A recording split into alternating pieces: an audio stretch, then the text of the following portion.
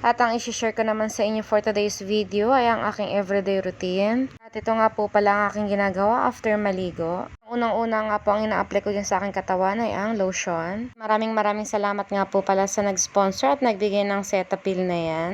Dahil kung ako lang ay hindi ko naman po afford para bumili nga po niyan dahil medyo may kamahalan din po siya.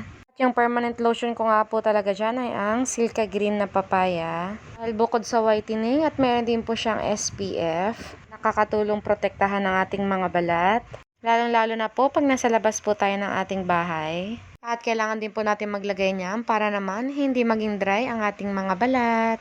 Ang susunod naman na ilalagay natin dyan ay ang deodorant. At Dove naman yung brand na ginagamit natin dyan na kulay pink. Dahil ang ibang kulay nga po pala niyan ay ang blue. Dahil hindi lang po siya mabango, kundi nakakaputi din po siya ng ating kilikili. Marami na nga rin po pala akong sinubukan na ibang brand ng deodorant. Pero yan lang po ang napusuan ng aking kilikili. Yung next naman na lalagyan natin dyan ay ang ating mukha. Lalagay nga po pala tayo dyan ng ating toner. Yung brand naman na ginagamit natin dyan ay ang Brilliant. At isang set nga po pala ang ginagamit natin dyan. At ito naman po ang laman ng isang set niya. Meron nga po tayo dyan yung toner. At meron din po dyan sunblock. Meron din po siya kasamang cream. At ang sabon. At yung kung nakikita nyo nga po ay maglalagay lang po tayo ng toner sa isang bulak.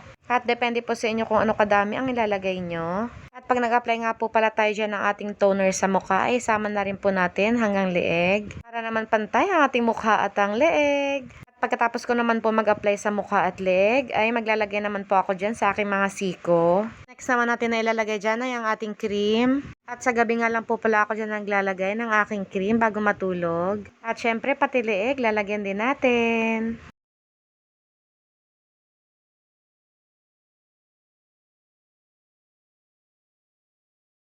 Maglalagay rin po tayo dyan ng ating sunblock. Kahit nga po pala sa morning, after ko po maghilamos, ay naglalagay din po ako ng sunblock. Dahil yan ang pinaka-importante, lalong-lalo na po pag sobrang init ang panahon.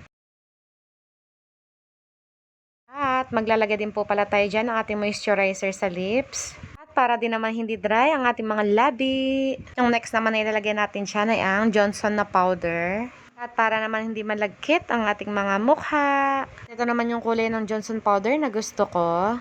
Dahil meron nga po siyang milk plus rice. Dahil pag in-apply mo nga po talaga yun sa mukha ay talagang makinis. White nga po palang ginamit natin dyan dahil wala pong available ng blue. Tapos na po ang ating mukha at ang next naman natin ay ang ating buhok. Habang nagbo-blower nga po pala tayo dyan ng ating buhok ay nakatutok din po siya sa electric fan para mabilis matuyo. Kung minsan naman pag dinatamad ako mag-blower ay pinapatuyo ko na lang din po siya sa electric fan. Dahil ako kasi yung tao na after kong maligo ay pinapatuyo ko agad yung aking buhok. At hindi rin po talaga ako nakakaalis ng bahay pag hindi tuyo ang mga yan. Kaya ang preparation ko simula pagligo hanggang sa pagpatuyo ng aking mga buhok ay 1 oras. Kung minsan inaabot pa ng 1 oras at kalahati. Kaya naman sa mga nagtatanong, ayan na po yung ginagamit ko sa aking mukha. At yan nga po palang everyday routine ko ay nagsimula noong 2019. Tiis ganda nga lang po talaga ang unang gamit nyo dyan. Dahil magbabalat nga po siya at tatanggalin niya yung mga dry skin mo. At may hapdi nga rin po siyang kasama. Kaya naman hanggang dito na lang po muna ang ating vlog for today's video.